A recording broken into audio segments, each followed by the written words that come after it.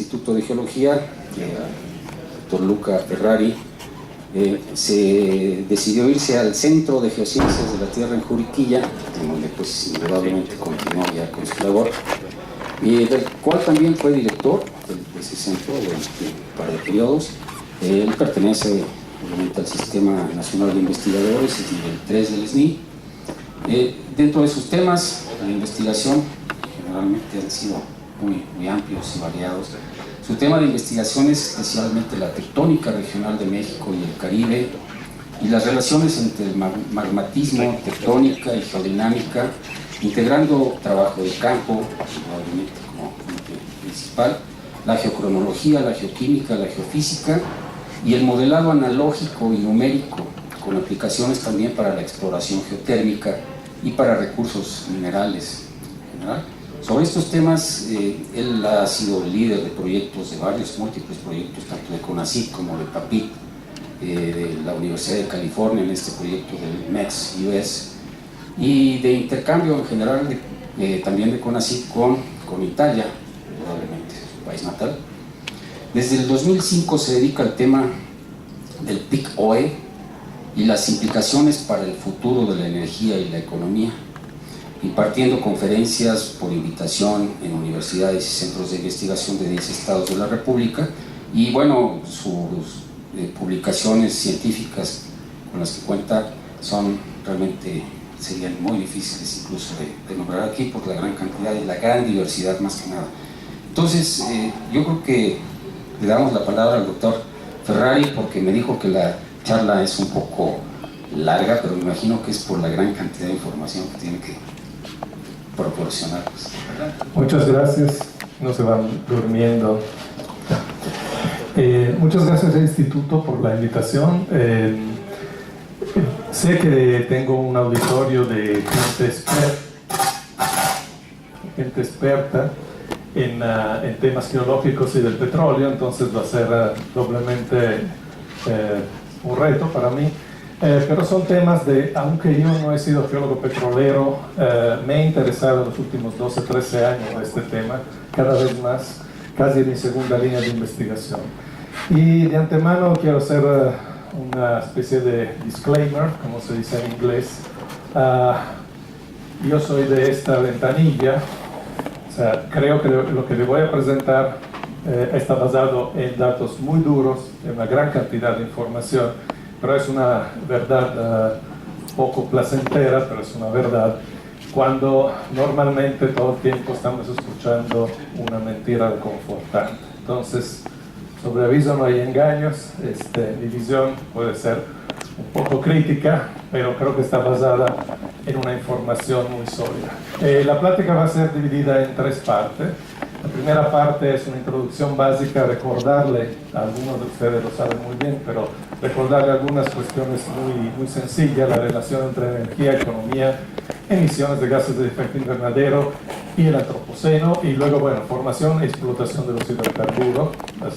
Una segunda parte sobre lo que ha sido la evolución de las últimas 2 décadas, el fin de la energía barata y lo que vemos como el desarrollo de esta nueva fuente que vamos a ver todos los asegúnes que tienes, que es el petróleo convencional, o se dice normalmente shale. Y la tercera parte es la situación mexicana, o sea, el análisis de la producción de petróleo y gas en México, el análisis histórico, los escenarios futuros y las implicaciones que tenemos. Entonces, para empezar, introduciendo, siempre vale la pena recordar cuál es nuestra matriz energética. ¿Okay? A nivel mundial, los combustibles fósiles, carbón, petróleo y gas, producen el 81% de la energía que consumamos, todavía. O sea, es una gran cantidad. Esto ha cambiado poco en los últimos 15 años. Y a nivel mexicano es aún peor, depende, digamos, pero yo creo que es peor nuestra dependencia, porque si consideramos hidrocarburos más carbón, llegamos al 91% de la matriz energética total. Entonces, aunque haya habido en los últimos años un incremento de las energías renovables, sin embargo, el petróleo y el gas siguen siendo fundamentales para 3 cosas. Una, la transportación. Prácticamente el 99% de la transportación se hace con derivados del petróleo, y entonces el comercio, la globalización y todo esto. Dos, en la agricultura, lo que comemos viene en buena medida de la aplicación de los combustibles fósiles, ya sea como maquinaria agrícola, pero también como pesticidas, fertilizantes, todo eso son derivados del petróleo. Y finalmente viene toda la parte de los productos derivados, las petroquímicas, etc., ¿no? Hay una relación lineal entre el consumo de energía y particularmente el consumo de petróleo y gas y carbón con la economía. Esa es una curva que incluye de 1965 a 2014. Aquí está el Producto Interno Bruto y aquí está el consumo de energía, y pueden ver que hay una correlación de 1 a 1. Se habla mucho de desmaterialización, de desacoplamiento entre el consumo de energía y Producto Interno Bruto, pero la realidad es que hasta ahora ha sido mínimo esto. O sea, aquí pueden ver cómo varía la energía año con año, la producción de energía en azul y en rojo el Producto Interno Bruto. O sea, si queremos crecimiento económico, necesariamente necesitamos incrementar el consumo y particularmente el consumo de petróleo, porque esto sigue siendo la base de nuestra economía industrial. Y aquí pueden ver una relación también directa, son países del mundo. Aquí tenemos las emisiones de CO2 per cápita y aquí tenemos el Producto Interno Bruto per cápita. Otra vez, el tamaño indica el tamaño de la población, el tamaño de la economía. Entonces viene otra vez una relación lineal, ¿no? Entre quien más consuma, más bien, entre quien más Producto Interno Bruto tiene, qué tan grande es la economía y cuántos son las emisiones de CO2. Aquí la curva otra vez. Entonces hay una relación directa entre consumo de petróleo, gas y carbón, emisiones de gases de efecto invernadero y crecimiento económico. ¿Okay? Ahora, cuando hablamos del antropoceno, de todo lo que es esta nueva etapa geológica, donde la actividad humana está impactando de manera tan profunda de quedarse en el registro geológico, no tenemos que pensar solo en la CO2. O sea, se ha enfatizado mucho las emisiones de gases de efecto invernadero, particularmente la CO2, pero ese crecimiento económico que hemos tenido en los últimos 150 años, que es de tipo exponencial, realmente tiene un impacto sobre todo.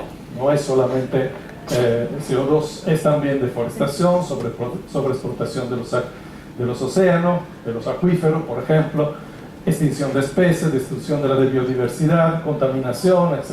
Entonces, la famosa huella ecológica, ¿no?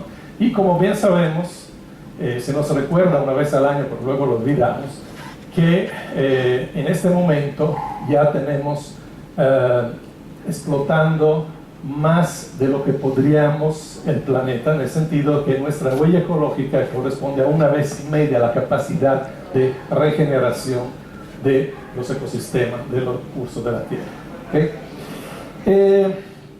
Y esto es algo que viene con el uso de los combustibles fósiles. O sea, aquí vemos todas esas curvas de tipo palo de hockey, pero que son curvas exponenciales. Y es importante recordar que las curvas exponenciales, el crecimiento exponencial perpetuo, no puede existir en la naturaleza. Puede existir por un cierto tiempo, podemos crecer.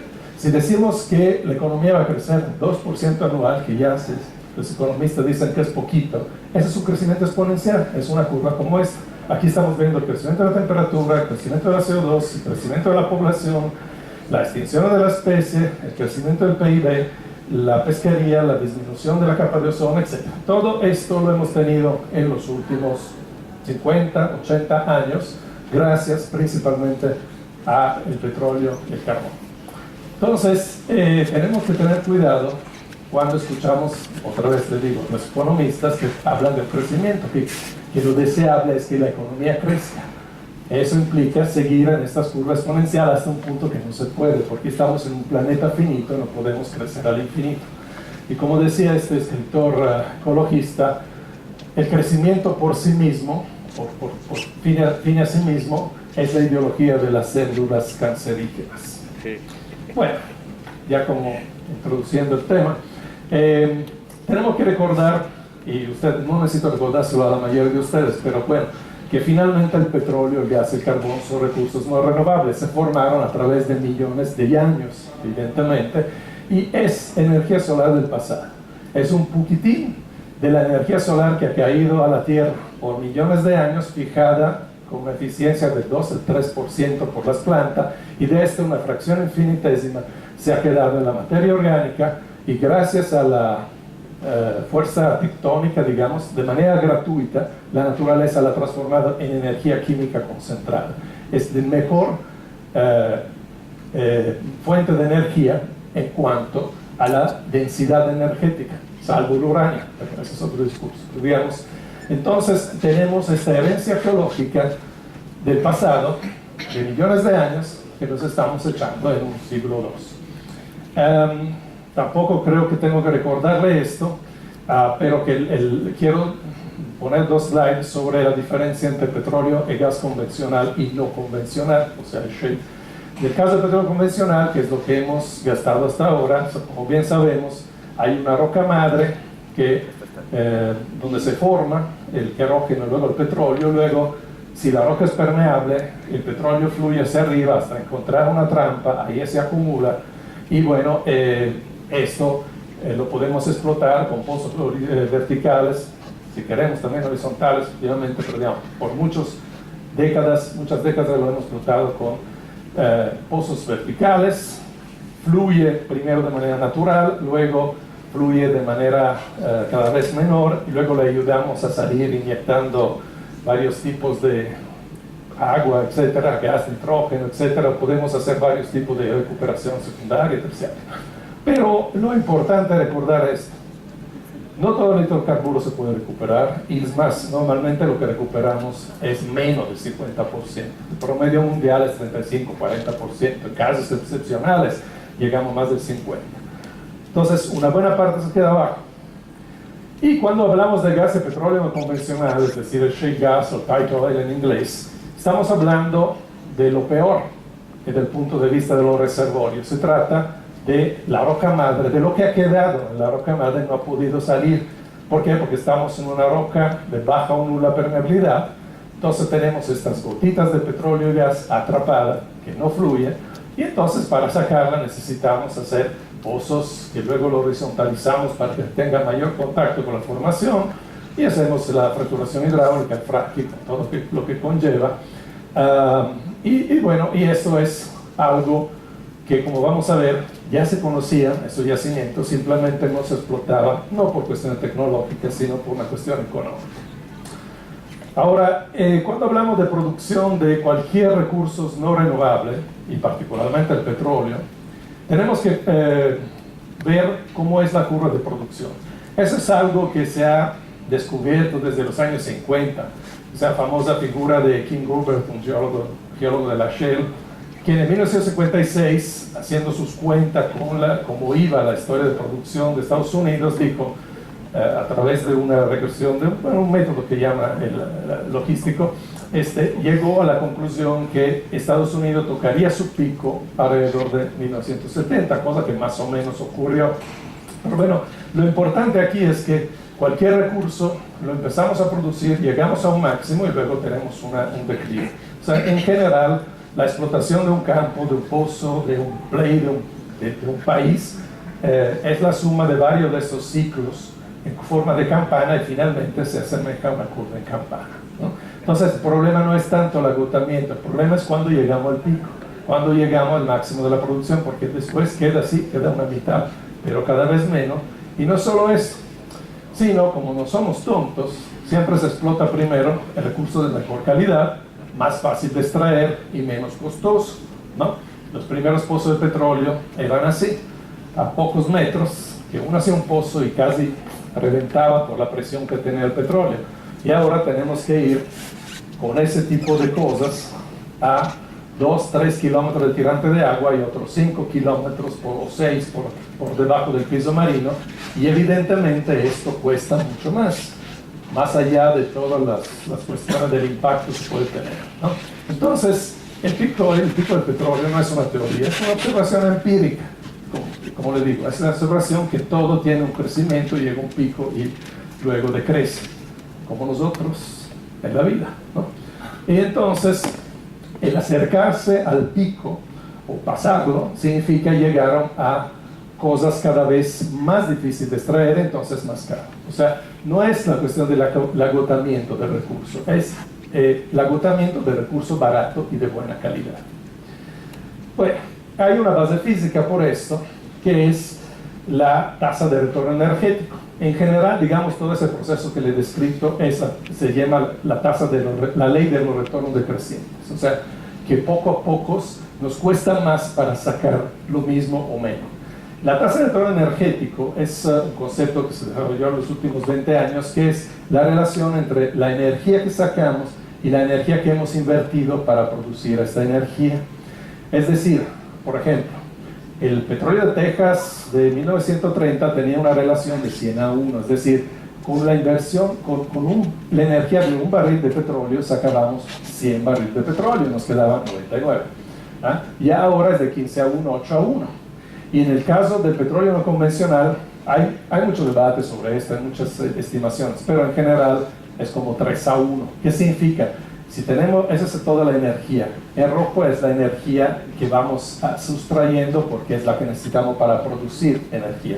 Entonces empezamos a acercarnos a este punto donde la energía neta, lo que queda después de haber invertido energía, es cada vez menos. Entonces seguimos hablando de barriles de petróleo, pero esos barriles hay que restarle los barriles que hemos gastado para producirlo. Es obvio que cuando llegamos 1 a 1, mejor nos quedamos sentados a leer un libro en lugar de invertir 1 y sacar 1, evidentemente, ¿no? Obviamente no se llega a eso, pero eso tiene una influencia muy grande sobre la economía, como vamos a ver en un momento. De manera gráfica también, bueno, eso ya lo habíamos visto, ¿no? O sea, la gran diferencia entre sacar petróleo hace poco más de un siglo y sacarlo ahora. Aquí teníamos una versión de 100 a 1, aquí de 8 a 1. Pero lo mismo pasa en todos los recursos no renovables. La minería, por ejemplo, que antes se hacía a pico y pala y con mula, y ahora se hace con esos monstruos. Esos son camiones de estos gigantes. ¿Por qué? Porque la ley va disminuyendo y entonces para sacar la misma cantidad de oro, plata, etc., necesitamos remover 10 veces, 100 veces más volumen de roca. Obviamente eso implica un costo mayor. Es un mayor costo energético, pero es también un mayor costo económico. Y no solo, es también un mayor costo ambiental, porque evidentemente el impacto ambiental aumenta al tener que procesar todo esto. ¿Okay? Entonces les decía de la famosa curva de Hubbert, de la producción del petróleo, esas en volúmenes, pero si nosotros le restamos la energía, el costo energético, la energía que necesitamos para ir a 7 kilómetros de profundidad en medio del océano, para sacar petróleo, es aún menos. ¿Sí? Entonces, tenemos siempre que tomar en cuenta esto. Cuando se dice, ha crecido un poco la producción, sí, bueno, pero habrá que ver cuál es la energía neta, ¿no? ¿Cuál es la energía neta disponible? Bueno, ahora, ¿por qué digo que estamos acercándonos, o si no es que ya estamos en el pico del petróleo? Bueno, si vamos a ver la inversión, ¿cuánto cuesta encontrar y sacar nuevo petróleo? Podemos ver lo siguiente. Aquí empezamos en el 1985 y de 1985 al 2000 las inversiones de toda la industria petrolera crecían muy poquito, menos de 1% al año. A partir del año 2000 la inversión crece mucho más, crece más o menos un 10, casi el 11% anual. Y sin embargo la producción no crece tanto. O sea, a partir de 2005 de hecho la producción de petróleo crudo convencional casi no ha crecido, pero cuesta cada vez más. ¿Okay? Entonces, es lo que dice la teoría, no la teoría, la observación empírica. Acercarse al pico del petróleo significa que se termina el petróleo y lo que queda es cada vez más caro. De hecho, sí, les decía hace poco, aquí es la producción de petróleo. Notas que la escala no está en cero, está en 70 barriles diarios. 70 millones de barriles diarios. Entonces ese es el petróleo convencional en azul y ese en rojo es el shale, el petróleo no convencional, principalmente de Estados Unidos. Si uno va a verlo, prácticamente desde 2005 no ha crecido mucho. Es más, si uno quiere ver el pico, podría haber sido en el 2011, digamos. Bueno, ahorita estamos ahí en una pequeña meseta ondulada, estamos prácticamente en el pico total.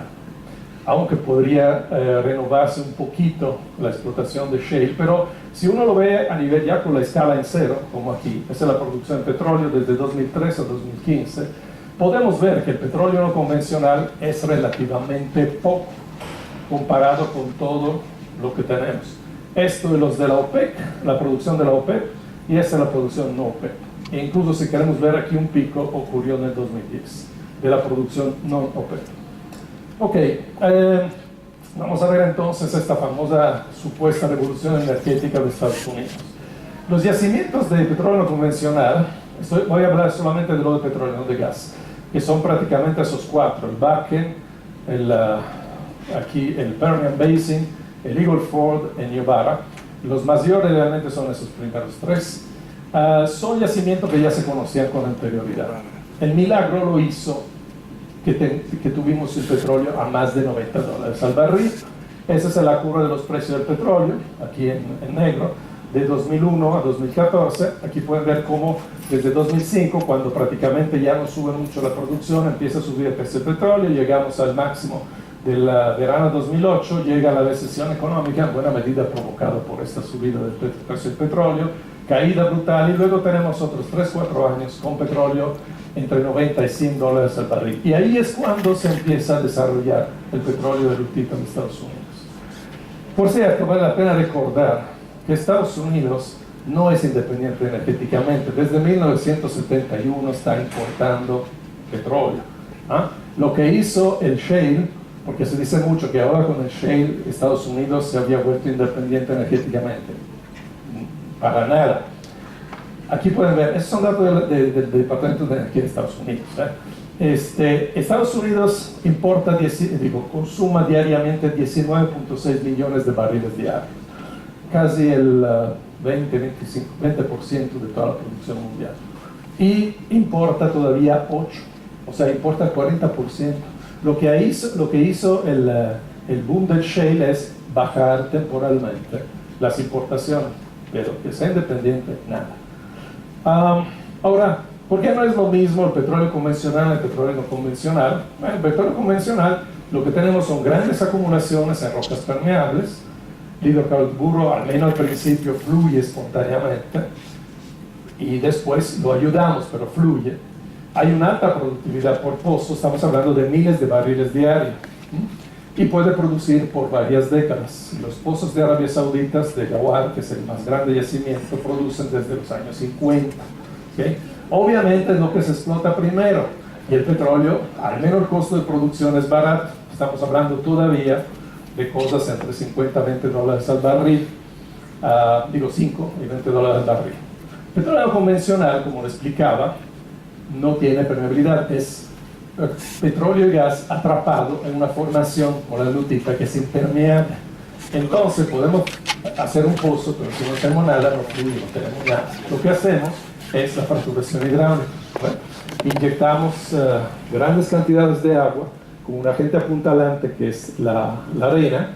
El agua por presión rompe, la fractura se rellena de arena y luego hay un 0.5% de compuestos químicos, la mayor parte tóxicos, cancerígenos, etcétera, que pero sirven para permitir fluir mejor lo que liberamos. ¿Okay?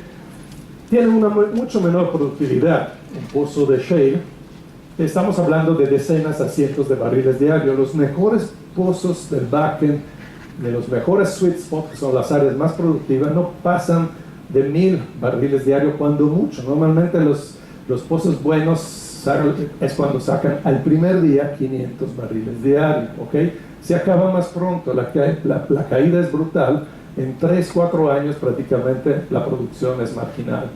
Hay una menor recuperación, aquí estamos hablando de 35, 40, 45%, aquí estamos hablando de una recuperación quizás del 10%, y obviamente llegamos a esto porque lo bueno declina, y es un petróleo caro. Podemos discutir también ese número, últimamente ha bajado un poco, etcétera, pero finalmente, vamos a ver en un momento, que shale es caro.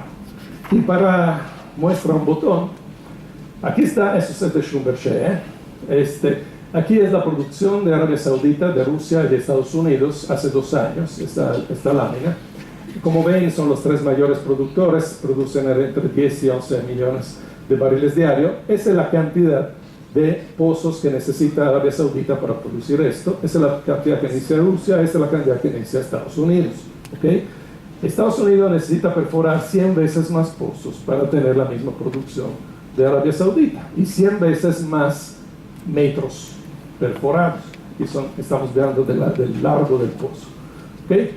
¿Por qué? Porque son los de baja productividad y caen rápidamente, entonces necesitamos drill, baby, drill, como dicen, producir, perforar. La consecuencia es que es un costo necesariamente mucho más alto, además del costo que implica el fracking. Y si uno va a ver los estados financieros de todas las empresas que se han dedicado al shale en las últimas décadas, han sido siempre un negocio en pérdida. O sea, sí tienen cash flow, pero finalmente, y eso otra vez digo, son datos de la Agencia de Información Energética de Estados Unidos, el costo es superior al flujo de caja que tienen.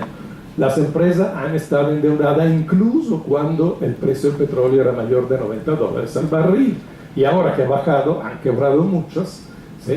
Pero ¿por qué funcionó esto? ¿Por qué fue una burbuja especulativa? Porque después de 2008, la Reserva Federal de Estados Unidos bajó la tasa de interés a cero. O sea, el Tesoro de Estados Unidos prácticamente no paga casi nada. Ahorita ha subido a 0,25, etc. O sea, pero ha estado por varios años casi en cero la tasa de interés. Entonces, yo tengo un capital, quiero un retorno. ¿Dónde voy? Voy a una industria como esta que me pagaba 6, 7, 8%. ¿Por qué? Porque es una empresa de riesgo. Pero estamos en Estados Unidos, entonces, bueno, es menos riesgoso que ir a invertir en el delta del Níger, por ejemplo, ¿no? O en Siria.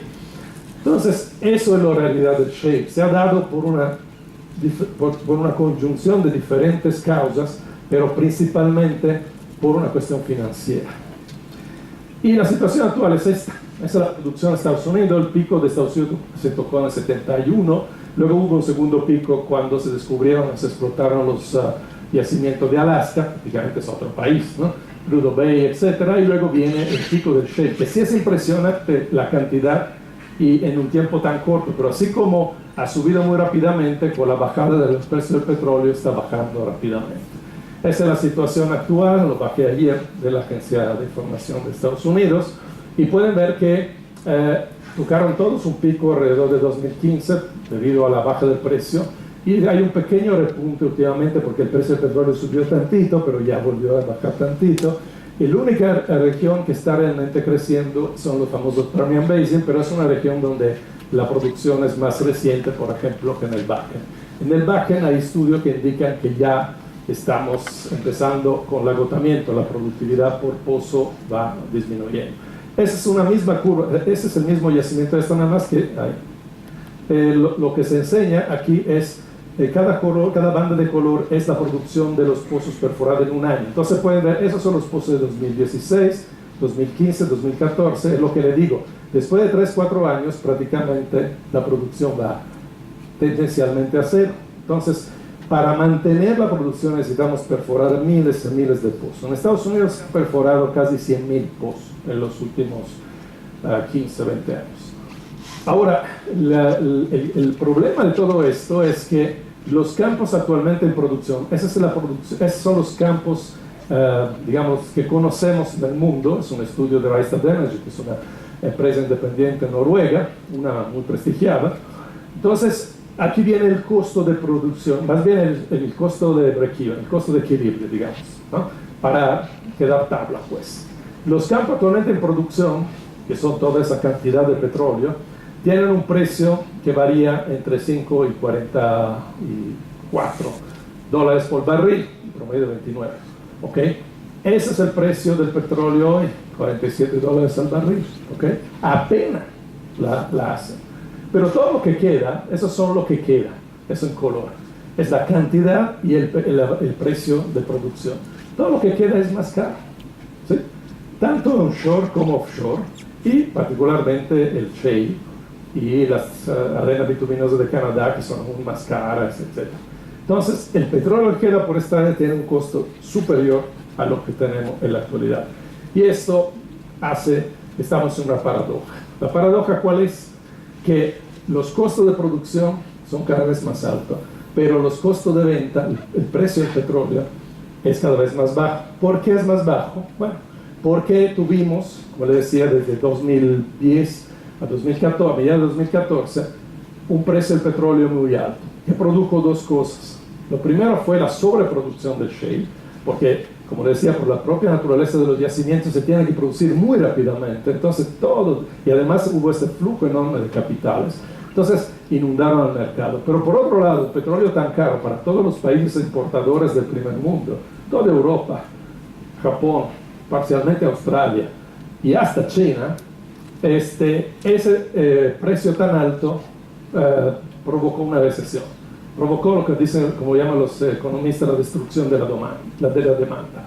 Entonces, tenemos 3 años prácticamente con un precio que varía entre 50 y 35 dólares al barril, que como le digo, incluso todavía no es tan barato, pero es demasiado poco para que la industria siga explorando. Y lo vemos porque esa es la inversión de toda la industria petrolera, tanto en Estados Unidos como fuera de Estados Unidos, en azul, son las inversiones en exploración. Necesitamos constantemente explorar para encontrar nuevo yacimiento, porque los campos que tenemos actualmente tienen un declive entre el 5 y el 8% anual, ¿sí? Entonces, obviamente tenemos que reponer reservas. La inversión ha ido a la baja de manera muy impresionante en todo el mundo, del 20 o 35% incluso en Norteamérica entre 2014 y 2015, sigue a la baja. O sea, son 3 años que se han cancelado un montón de proyectos. ¿Por qué? Porque el precio actual no compensa el costo para producir el petróleo que queda, que era la figura que le enseñaba antes, ¿no? ¿Hasta cuándo van a durar esos precios bajos? Pues hasta que no terminamos los inventarios, los excedentes que tenemos. Y se han acumulado muchos excedentes. Solamente en los últimos meses, aquí ven, cuando va abajo es que hay un déficit, cuando va arriba es que hay un excedente. Prácticamente en los últimos 9-10 meses ha habido ya un poco más de consumo que de producción. Y sin embargo tenemos todavía inventarios como para 2-3 años. No, digamos, obviamente se sigue produciendo, pero digamos, es difícil pensar que vamos a acabar todo el petróleo que hemos almacenado en estos 2-3 años de la noche a la mañana. Probablemente ya este año va a empezar a subir un poco el precio del petróleo, pero quién sabe, depende mucho también de la demanda, y si la demanda no es muy alta porque el mundo está en crisis, quién sabe. Entonces, el problema es que en algún momento esta falta de inversión en exploración de los pasados 3 años, 4 años, va a pegarla. ¿Por qué? Porque ya no se está reponiendo lo que se está consumiendo. Entonces ahí es cuando podríamos tener un brinco en el precio del petróleo. Pero ¿puede la economía y la sociedad permitirse un petróleo a más de 90 dólares al barril otra vez? Esa es la gran pregunta. Y yo creo que no, o por lo menos no por periodos largos. ¿Por qué? Porque hemos visto que hay un incremento del costo de energía, hay una menor eficiencia finalmente porque se necesitan más trabajadores, más energía para producir menos energía. Hay una baja de los salarios en general, hay menor demanda, siendo que se bajan los salarios o hay más desempleo, hay menor demanda, menor recaudación fiscal, y luego tenemos esta cosa de la deuda. O sea, el mundo desde 2008 ahora se ha endeudado el doble. O sea, la crisis de 2008 fue una crisis también de exceso de burbujas, etcétera, pero también de deuda. Pero ahora estamos en una situación mucho peor. O sea, la deuda se ha casi duplicado, la deuda del mundo.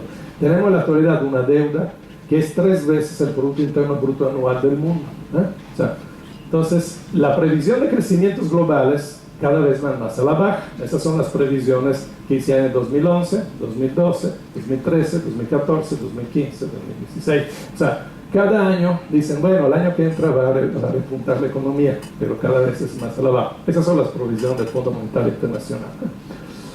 Entonces, resumiendo esa primera parte, y sí creo que vamos más o menos. Primer punto, los combustibles fósiles siguen moviendo la economía global. La economía depende de la energía.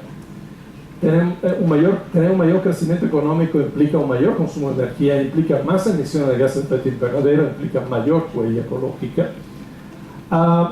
Luego la cuestión de la producción, como hemos visto, en la producción de petróleo, gas, carbón, cualquier recurso no renovable, siempre se explota primero lo más fácil, lo más barato y de mejor calidad. Es la ley de los retornos decrecientes. En el tiempo nos queda lo peor y lo más caro.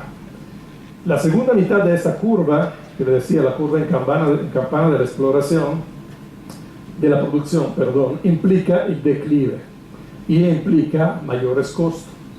No es lo mismo, o sea, uno dice, bueno, vamos a tener un poquito menos, sí, pero estamos acostumbrados a tener cada vez más, no cada vez menos, y además con más costos, ¿ok?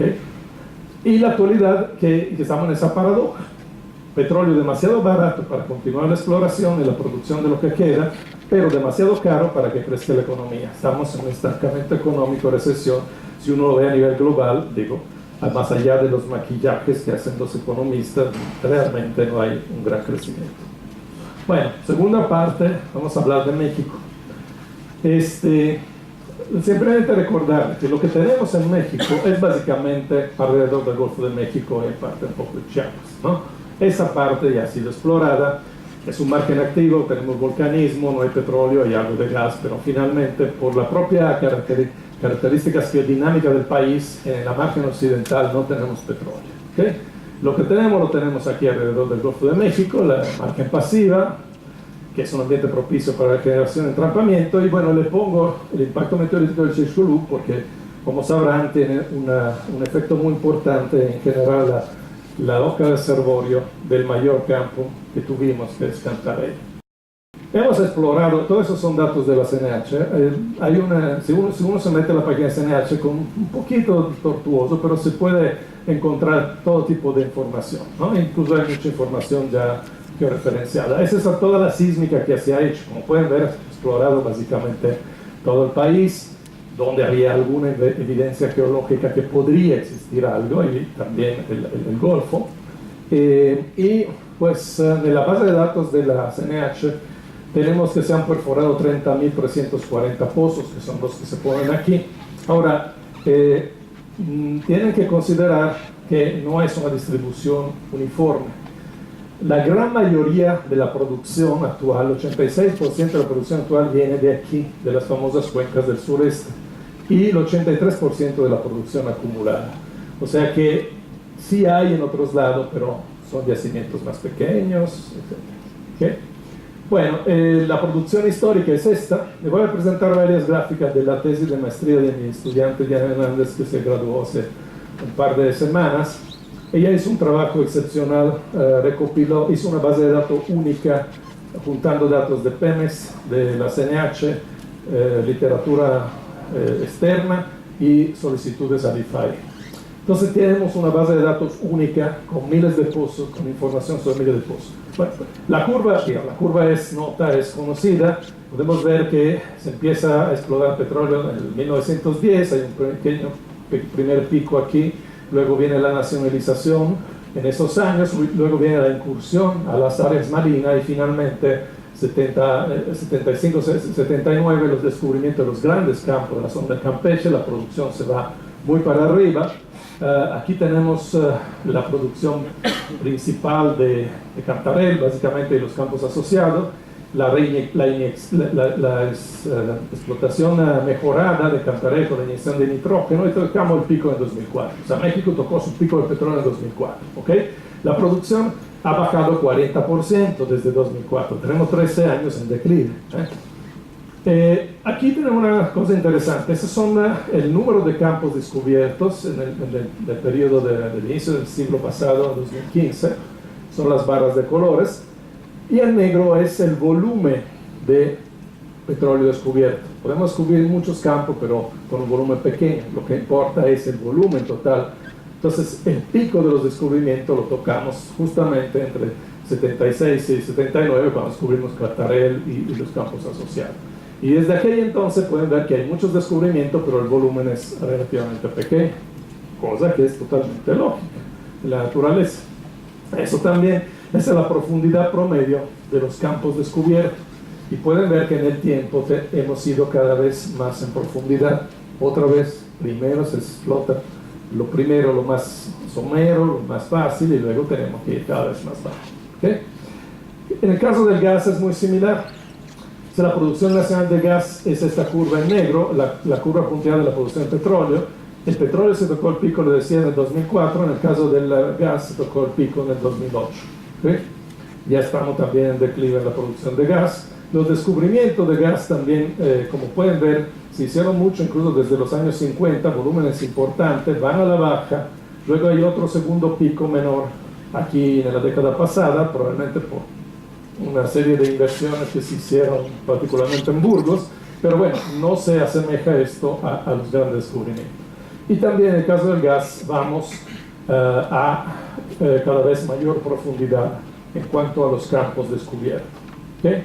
Entonces, si vamos a ver a nivel global, digo a nivel nacional, pero en general la producción reciente, tenemos que México empieza a ser país petrolero. Aquí cuando López Portillo decía que vamos a administrar la abundancia, empezamos a exportar. Este es el porcentaje de Cantarell, que en su auge Cantarell junto con Cumalozap, son los dos ahí, son de Campeche, producían en el 2004 el 71% de toda la producción, y Cantarell ahora ha llegado al 2%, ¿no? Empieza el colapso de Cantarell, eso arrastra a la baja toda la producción, y entonces pues empiezan los problemas.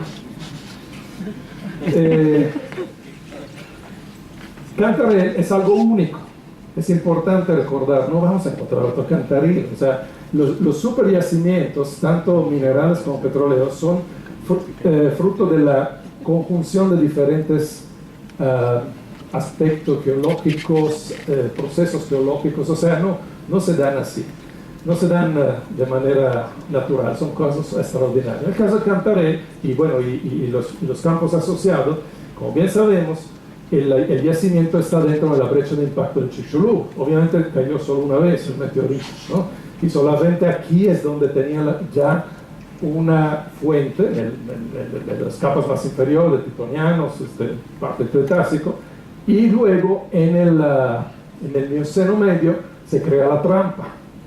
O sea, una cosa es el reservorio que lo crea esto, y la trampa que la crea básicamente la tectónica que levantó la Sierra de Chiapas, ¿no?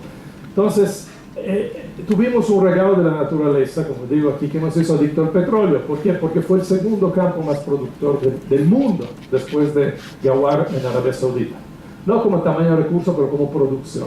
Es prácticamente una esponja llena de petróleo. Con muy pocos pozos se podía sacar mucho petróleo, y no es agua profunda, estaba a 40, 50 metros de tirante de agua.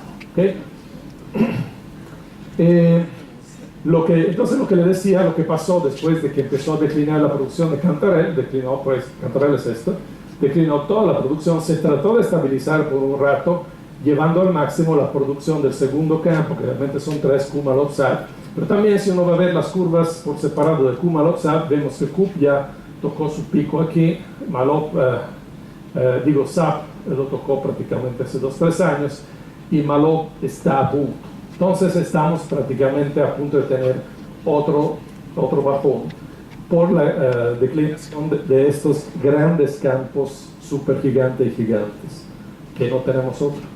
Ok, vamos a ver entonces qué queda. Y antes de esto, lo siento, tengo que decirle las definiciones de reserva a los que no la conocen, porque cuando se habla de reserva estamos hablando de ciertas cosas. O sea, cuando hablamos de reserva 1P probada, estamos hablando, simplificando mucho, perdón, de los petroleros, que de reservas que podemos, de petróleo que hemos ya identificado y que sabemos que podemos extraer con un 90% de seguridad en las condiciones técnicas y económicas actuales. ¿Okay? Probables, o sus 2P son esto más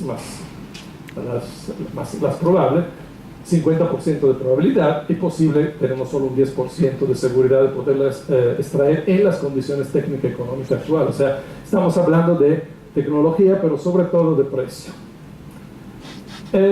Si vamos a ver la reserva versus la producción, pues estamos definitivamente en la era del declive, o sea, no hay de otra, ¿no? Al 1 de enero de 2017, las reservas 1P, las que tenemos 90% de seguridad de poder extraer, tienen este volumen, o sea, son 9.161 millones de barriles de petróleo crudo equivalente, de los cuales solo 76% es petróleo, el resto es gas.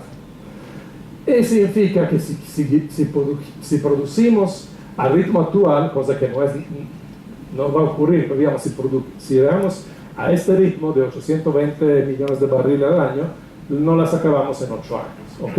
Las de petróleo y el gas en 5 años. Obviamente no es así porque la curva va bajando así.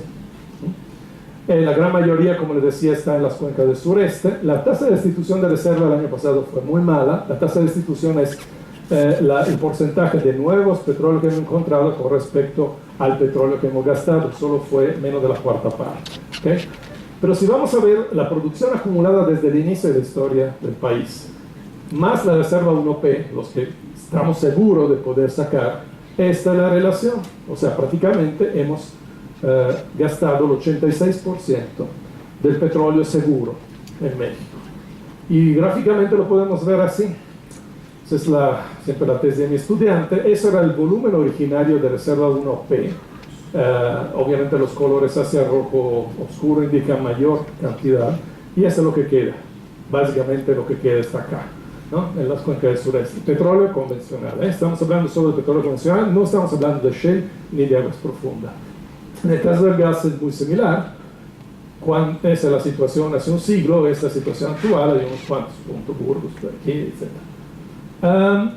Hay otro concepto que se usa, que es lo de recursos contingentes. ¿Qué son los recursos contingentes?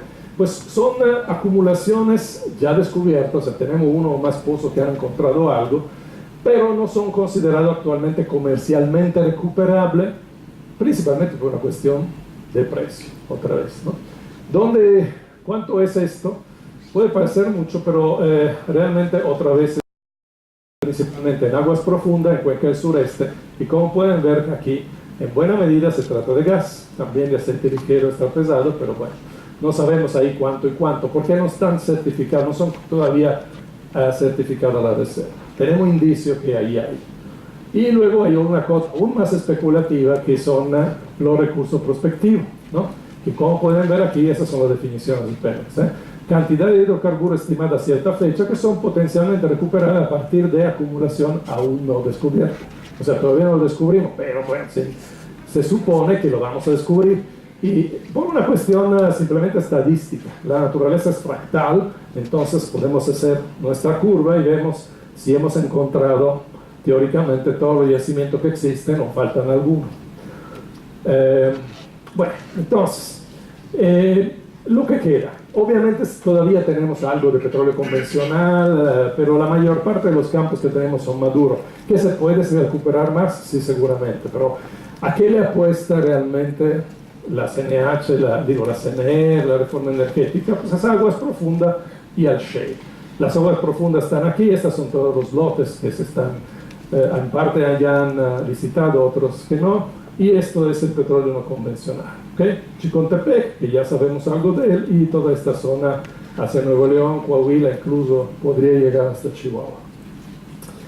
Aguas profundas, bueno, no es lo mismo, o sea, así como el petróleo no convencional no es lo mismo que convencional, aguas profundas, aunque el petróleo convencional no es lo mismo perforar en tierra que perforar, no sé, con 1500 hasta 3000 tirantes de aguas y varios kilómetros abajo, ¿no? Evidentemente hay un alto riesgo, un alto costo, dificultad de exploración, riesgos económicos, ambiental, la infraestructura es cara, evidentemente, y podemos ver la experiencia de Estados Unidos. En los campos que están de la parte de Estados Unidos del Golfo de México, el petróleo está a más de 2.500 metros de profundidad, tienen 2.000 pozos que producen 1.25 millones de barriles diarios, y en su pico se llegó a 1.6. Ellos tienen mejores condiciones, porque el margen pasivo, como algunos sabrán, está del lado de Texas, Luisiana, y un poquito llegando a México. Luego tenemos una zona que es básicamente de Cisardia y todo lo que es la costa norte-sur del Golfo de México, y luego el otro margen productiva es nuestra zona de Campeche, pero desde el punto de vista geológico no creo que tenemos la misma posibilidad de encontrar petróleo como allá en Estados Unidos, y de hecho los primeros hallazgos han sido justamente en la zona fronteriza. Hasta ahora se han perforado 45 pozos. Estos son los números, hasta 2.600 metros de tirante de agua y 7.600 metros de profundidad total. De 45, 19 son productores. Se ha encontrado principalmente gas o petróleo pesado o extra pesado. No siempre es explotable desde el punto de vista comercial, pero los descubrimientos principales que han sido aquí, en la cordillera de Perdido, en la zona de Perdido, digamos, es que la prolongación de un tren que existe en Estados Unidos, los dos famosos pozos de Triones Supremos, Se dice que tiene reservas 3P de 1.034 millones de barriles. Cuando ustedes ven noticias que hicimos un gran descubrimiento del Golfo, yo no quiero ser pesimista, pero simplemente divídanlo por las reservas originarias de Cantarell y ya van a saber la relación, porque dicho así, uno dice, es una cantidad enorme, y sí lo es, pero Cantarell era 37, casi 38 mil millones de barriles. Entonces esto es el 2.7% del crudo originariamente existente en el yacimiento de Cantarell. Nomás para que sepa. O sea, vamos a estas profundidades para sacar una cosa que teníamos somera casi a 40-50 metros de tirante de agua. En fin. Y sobre lo convencional, en México todavía no ha habido producción de petróleo. Bueno, hay unos cuantos pozos de shale, pero son más que nada exploratorios. Pero lo que podemos tener un ejemplo es Chicontepec. Chicontepec, que también se llama aceite terciario del Golfo, ahí en Pemex, es esta zona que está en tierra, que es un paleocanal. Entonces evidentemente es una estructura geológica compleja. Tienes zonas permeables lentes, digamos, de areniscas permeables, pero separadas por lupitas que son impermeables. Digamos que se acerca a un no convencional. Se calcula que solo 10% es recuperable, aunque el yacimiento es muy grande, ¿no? ¿Y la realidad cuál es? Pues es un petróleo muy caro, porque representa el 2.5% de la producción nacional, pero por ejemplo, si uno ve cuánto le metió el país en el 2010 o en 2013, era 17% o 7% de toda la inversión. Y esa es la curva de producción de 2008 a 2015 de Chicontepec. Podemos ver que subió y luego bajó. Oye, estamos hablando que no llegó ni siquiera a 80,000 barriles. Cantarell producía 2.4 millones de barriles. Y de hecho, si hacemos una comparación entre Cantarell y Chicontepec, estamos viendo los dos extremos, ¿okay? La noche al día, o más bien el día a la noche, porque Cantarell en su auge tenía una producción de 2 millones de barril con 200 pozos, y la recuperación puede llegar a 40%, o hasta más. Chicontepec tenemos en 2016 40,000 barriles con 2.300 pozos, es decir que Cantarell tenía una productividad per pozo 500 veces más que Chicontepec. O sea, eso es importante cuando escuchan las noticias, comparar. No es lo mismo, evidentemente no es lo mismo, hay 2-3 órdenes de magnitud de diferencia y de costos. Entonces, la esperanza de la reforma energética, por lo menos lo que nos quisieron vender, es que ahora, como Pemex no tenía suficiente dinero para invertir en exploración, y no lo tenía en parte por varias razones, en parte porque todo el dinero se lo chupaba Hacienda, y la corrupción, y el sindicato, bueno. Pero la idea es que como Pemex no puede hacer las inversiones necesarias para producir el petróleo que queda, al privatizar, bueno, no hablamos de privatización, al permitir que la industria privada invierta en esto, manteniendo ¿cómo se dice? La propiedad del Estado, ¿no? La rectoría del Estado sobre el recurso, entonces vamos a sacar más petróleo. No creo que sea fácil, así de fácil. Esa es la inversión que hizo Pemex hasta la reforma energética de 97 a 2003. Como pueden ver, Pemex tenía una década invirtiendo y esa es la producción. O sea, es una cuestión también geológico-técnica. O sea, se acaban los grandes campos supergigantes, petróleo fácil, y se queda cada vez cosas más difíciles y más caras, ¿no? Entonces, yo creo que por lo menos en este aspecto no creo que va a dar los resultados que se espera. Y es que, como le digo, los costos de producción son altos. Ese es otra vez un dato de Pemex, es una lámina, una presentación de hace un par de años. En aquel entonces ellos decían que ese es el costo de producción de los varios campos en producción, pero ya iba a la alza. Esto es el costo de producción del shale. Entonces aquí está la Nexa mexicana hoy. Esto es Chicontepec, yo creo que se quedaron cortos. Y esto, a mí siempre me impactó esto. Ayatzinpequel es el mayor descubrimiento de la década de la sexenio de Calderón.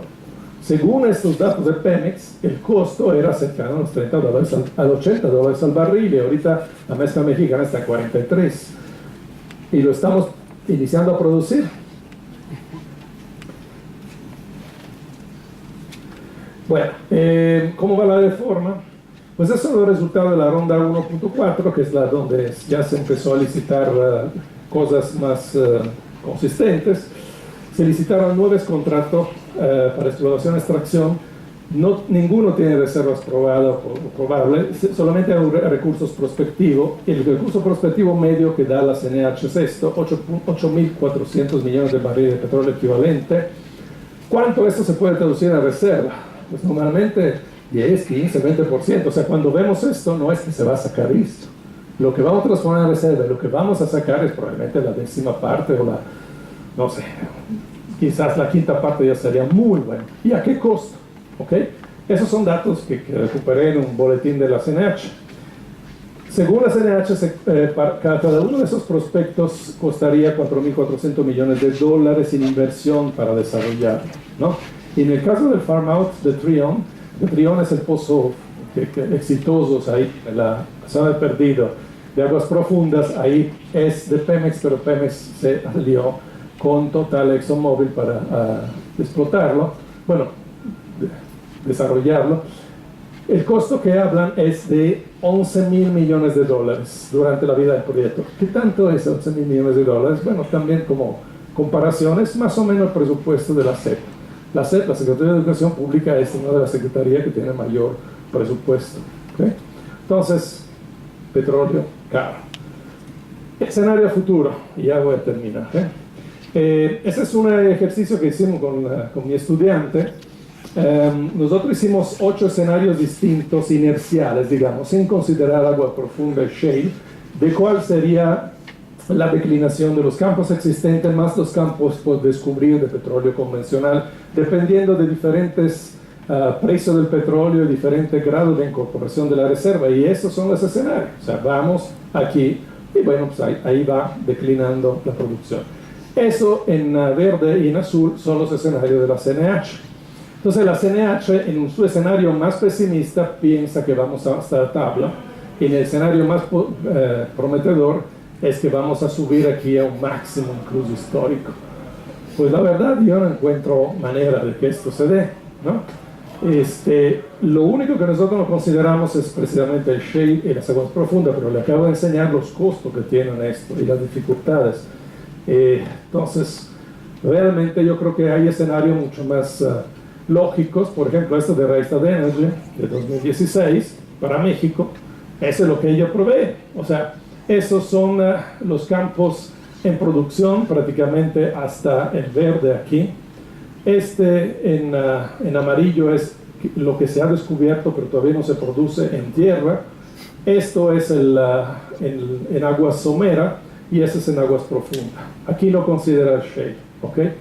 Ok, está bien, vamos a mitigar el declive, no vamos a revertir la cosa. Y yo creo que estamos en esta situación, ¿no?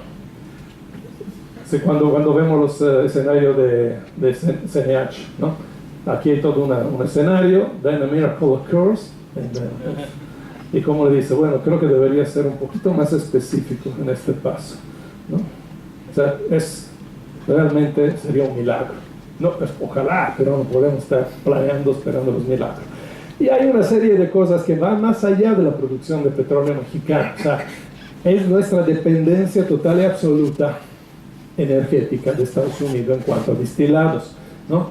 Esas son las importaciones de gasolina, las importaciones de diésel, producción de gasolina, producción de diésel. O sea, tenemos desde varios años, producimos cada vez menos destilado, importamos cada vez más gasolina. 58% de la gasolina viene de Estados Unidos. De 35-45% del gas, con lo que hacemos más de la mitad de la energía eléctrica, 30% del diésel. En México hay inventario por 3 días, en promedio. O sea, si Trump dice que ya no nos vende gasolina, diésel, etcétera, en 2 semanas se para el país. Eso es como aumentar. Y es independientemente de quién estaba en el poder. O sea, esa es la importación de energético, datos de la CNE que uno puede bajar y graficar como hice yo ayer en 2 minutos. Esas son las importaciones de gas, las importaciones de gasolina, la importación de diésel. El último año disponible es 2015. Obviamente estas curvas están van creciendo. Liberalización o no del precio, pero dependemos de los destilados de afuera. Y la última cosa para para confirmar nuestro pesimismo, no sé si lo saben, pero desde 2015 somos importadores netos en cuanto a la balanza comercial, es decir, gastamos más en la importación de destilado de lo que ganamos con la venta de crudo. Claramente el crudo tiene un menor valor que los destilados. Y si lo transformamos en energía, y repito, esos son datos de la CNR que cualquiera puede bajar, ellos calculan la energía en picojoule aquí. Esto es el total de las exportaciones en energía, transformando en energía el crudo que exportamos. Y estas son las importaciones de gasolina, petróleo, gasolina, diésel, gas, transformada en energía. Esa curva se cruzó el año pasado. Aquí tenemos 2015 y ya desde el año pasado la cantidad de energía exportada es inferior a la importada. Ya no somos un país petrolero, lo siento. O sea, somos un país importador. Así que bueno, resumiendo. Pasamos el pico del petróleo hace 13 años, en 2004, y la producción ha tenido un declive de 40%. Hemos gastado el 86% del petróleo que conocemos, puede haber más, pero ya es bastante. O si consideramos la reserva posible, el 72%. Lo que queda es principalmente petróleo caro y difícil, o sea, aguas profundas y no convencional, y nuestro sistema energético es realmente muy precario, porque dependemos de manera crítica de Estados Unidos para la transportación de electricidad. ¿Por qué digo transportación de electricidad? Porque la transportación en México, el 99.9% se hace con derivado del petróleo. No tenemos transportación eléctrica, absolutamente. Estamos tarde con esto. Y electricidad, porque desde los años de Fox se decidió producir energía eléctrica con gas, ¿no? Con ciclo combinado, gas que pero importamos. ¿Okay? Más del 50% de la electricidad acá funciona con gas. ¿Qué importamos? El shale de Estados Unidos, que ellos tienen una temporada de sobreproducción. Por eso se hicieron tantos gasoductos. No para que de aquí los chupen para allá, más bien para vender el excedente de Estados Unidos. Pero están pagando nosotros los gasoductos. Ok.